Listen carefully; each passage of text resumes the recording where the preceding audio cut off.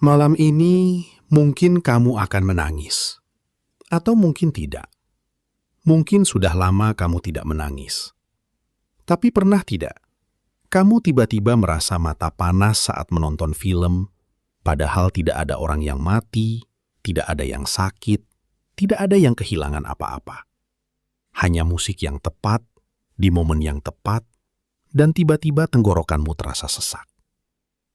Atau kamu mendengar berita tentang orang yang tidak kamu kenal di negara yang belum pernah kamu kunjungi. Dan air mata itu datang sebelum kamu sempat berpikir. Itu aneh, sangat aneh, karena tidak ada hewan lain di planet ini yang melakukan itu. Lumba-lumba tidak menangis saat kehilangan anggota kelompoknya. Gajah menunjukkan tanda-tanda berkabung, tapi tidak ada air mata emosional. Simpanse, yang DNA-nya 98,7% identik dengan manusia, tidak mengeluarkan air mata karena sedih. Hanya kamu.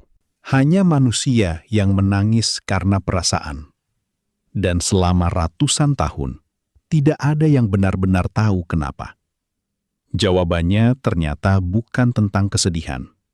Ini tentang siapa kamu, dan kenapa kamu membutuhkan orang lain untuk bertahan hidup. Mari mulai dari awal. Air mata sendiri bukan sesuatu yang unik. Hampir semua mamalia menghasilkan air mata. Fungsinya sederhana: melumasi mata, membersihkan debu, melindungi kornea. Anjingmu mengeluarkan air mata. Sapimu juga. Ini disebut air mata basal, dan semua mata membutuhkannya. Ada juga air mata refleks. Kamu mengiris bawang, matamu perih, dan kelenjar lakrimal langsung bekerja. Ini juga bukan sesuatu yang istimewa. Reaksi kimia. Otomatis. Tidak ada emosi di sana. Tapi ada kategori ketiga. Air mata yang keluar bukan karena mata kamu perlu dilumasi. Bukan karena ada iritan kimia. Air mata yang keluar karena kamu merasakan sesuatu. Para ilmuwan menyebutnya psychic tears, air mata psikis. Dan hanya satu spesies di seluruh kerajaan hewan yang memilikinya. Kamu. Pertanyaannya, bukan apakah manusia menangis karena emosi. Itu sudah jelas. Pertanyaannya adalah, kenapa evolusi membiarkan ini terjadi? Evolusi tidak menyimpan sesuatu yang tidak berguna. Setiap fitur tubuhmu ada karena suatu saat, entah jutaan tahun lalu, fitur itu membantu leluhurmu bertahan hidup. Bulu mata melindungi mata dari debu. Rasa sakit memberitahu otakmu ada yang rusak. Adrenalin mempersiapkan tubuhmu untuk lari atau melawan. Lalu, kenapa menangis? Menangis membuat matamu merah dan bengkak. Menangis membuat hidungmu mampet. Menangis membuat suaramu pecah dan dadamu sesak. Kalau kamu sedang dikejar predator di savana, menangis adalah hal terakhir yang ingin kamu lakukan. Dan tetap saja, leluhurmu menangis, dan kamu mewarisi itu. Ini berarti air mata emosional punya fungsi. Fungsi yang cukup penting sampai evolusi mempertahankannya selama ratusan ribu tahun. Pada tahun 2009, psikolog Jonathan Rothenberg dan rekan-rekannya mempublikasikan penelitian tentang fungsi sosial air mata. Mereka menemukan sesuatu yang mengubah cara kita memahami menangis sepenuhnya. Air mata bukan ekspresi kelemahan. Air mata adalah sinyal. Ketika kamu menangis di depan seseorang, terjadi sesuatu yang sangat spesifik di otak orang itu. Area yang berhubungan dengan empati langsung aktif. Respons agresif turun. Keinginan untuk membantu meningkat secara signifikan. Air mata, secara neurobiologis, memaksa orang lain untuk peduli. Dan ini bukan kebetulan. Bayangkan kamu hidup 50.000 tahun lalu. Tidak ada rumah sakit, tidak ada apotik, tidak ada sistem darurat yang bisa kamu hubungi. Kalau kamu terluka sendirian di hutan, kamu mati. Kalau kamu sakit dan tidak ada yang tahu, kamu mati. Satu-satunya sistem pertahanan yang kamu punya, selain tubuhmu sendiri, adalah kelompokmu. Manusia purba yang mampu mengkomunikasikan kerentanannya kepada kelompok, yang mampu meminta bantuan secara efektif, yang mampu membuat orang lain merasakan kesulitannya, manusia itu lebih mungkin ditolong, lebih mungkin bertahan, lebih mungkin mewariskan gennya. Air mata bukan tentang sedih. Air mata adalah teknologi komunikasi yang paling tua yang kamu miliki. Tapi ini baru setengah dari jawabannya. Karena ada sesuatu yang lebih menarik tentang air mata manusia yang hampir tidak pernah dibicarakan. Kamu tidak hanya menangis saat sedih. Kamu menangis saat bahagia. Kamu menangis saat bangga. Kamu menangis saat melihat sesuatu yang sangat indah. Kamu menangis saat mendengar lagu yang tepat di momen yang tepat. Bahkan lagu yang tidak ada hubungannya dengan hidupmu sama sekali. Kenapa? Pada tahun 2016, peneliti dari Belanda melakukan studi terhadap ratusan orang yang menangis saat menonton film atau mendengar musik. Mereka menemukan bahwa menangis dalam konteks ini hampir selalu diikuti oleh satu perasaan yang sama.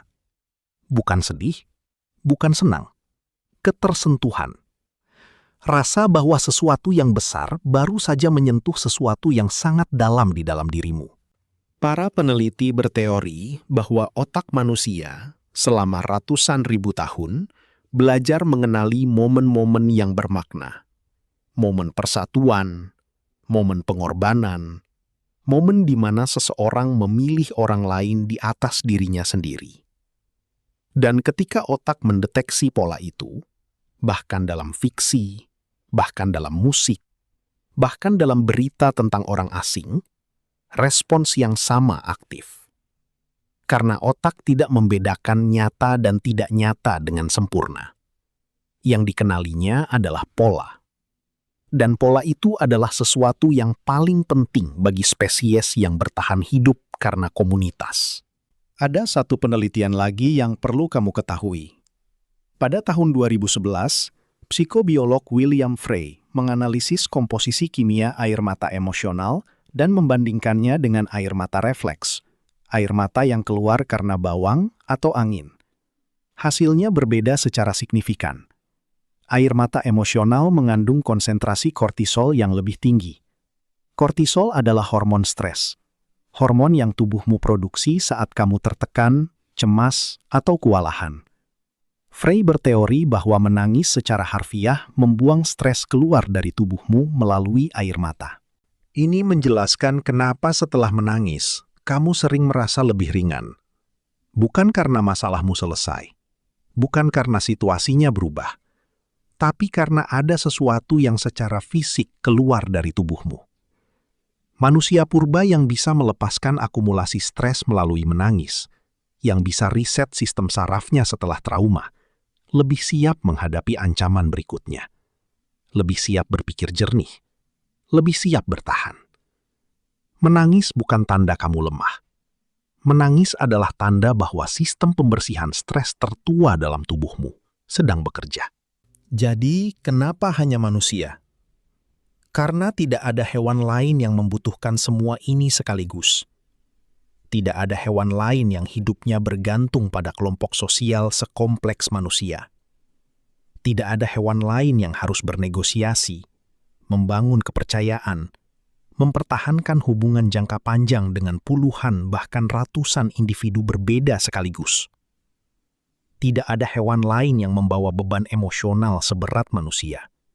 Kehilangan, penyesalan, harapan, kecemasan tentang masa depan yang belum terjadi. Dan tidak ada hewan lain yang merasakan sesuatu saat melihat orang asing di sisi lain dunia berjuang dan ingin membantu. Air mata manusia bukan cairan yang keluar dari mata. Air mata manusia adalah bukti bahwa kamu dirancang untuk terhubung. Bahwa otakmu dibangun bukan hanya untuk bertahan sendiri, tapi untuk merasakan orang lain sebagai bagian dari dirimu. Itu bukan kelemahan. Itu yang membuat kamu manusia. Dan malam ini, kalau air mata itu datang, karena film, karena lagu, karena seseorang yang tidak kamu kenal, Kamu tidak perlu menahan atau malu. Itu bukan kamu yang rapuh. Itu 300.000 tahun evolusi yang sedang melakukan tugasnya dengan sempurna.